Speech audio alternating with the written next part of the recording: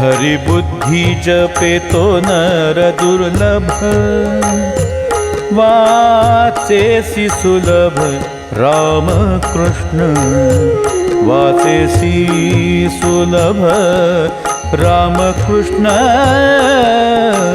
वाचेसी सुलभ राम कृष्ण. रामकृष्ण नामी उन्मनी साधिली, तयासी लाधली सकळ सिद्धी, तयासी लाधली सकळ सिद्धी, तयासी लाधली सकळ सिद्धी. सिद्धी बुद्धी धर्म हरी पाठ आले, प्रपंची निवाले साधू संगे, प्रपंची निवाले साधू संगे, प्रपंची निवाले साधू संगे.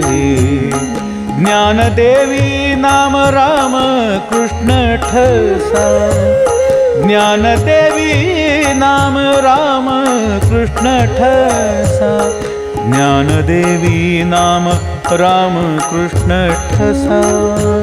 येणे दश दिशा आत्मा राम, येणे दश दिशा आत्मा राम, येणे दश दिशा आत्मा राम.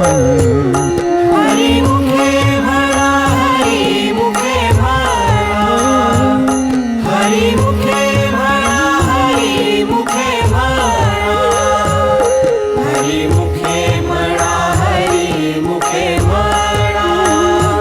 पुण्याची गणना कोण करी, पुण्याची गणना कोण करी.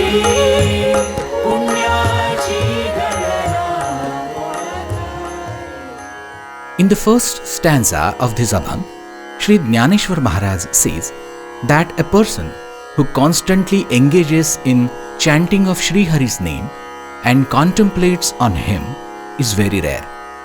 Although the name Ramakrishna is very easy to utter, it is difficult to find someone who constantly chants it.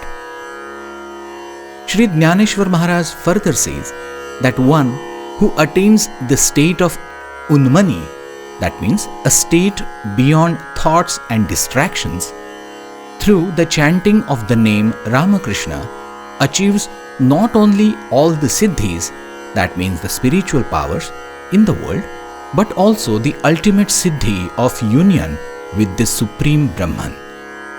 In the next stanza, Sri Jnaneshwar Maharaj says that by constantly chanting Sri Hari's name, one's mind, intellect, ego, and all spiritual powers and one's duties, that is Swadharma, comes under the control of Sri Hari through the grace of the Sadguru and the company of saints.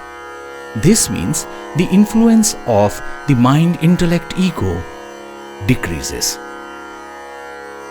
In the final stanza of this Abhang, Sri Jnaneshwar Maharaj says, quote, through chanting of Sri Hari's name, the impression of Ramakrishna's form has been firmly established in my heart. As a result, I experience the presence of Atma Ram, the Supreme Self, everywhere in the 10 directions. Unquote. That's why let's chant Hari Mukhe Mhana, Hari Mukhe Mhana, Punyachi Ganana Kona Kari. Hari मुखे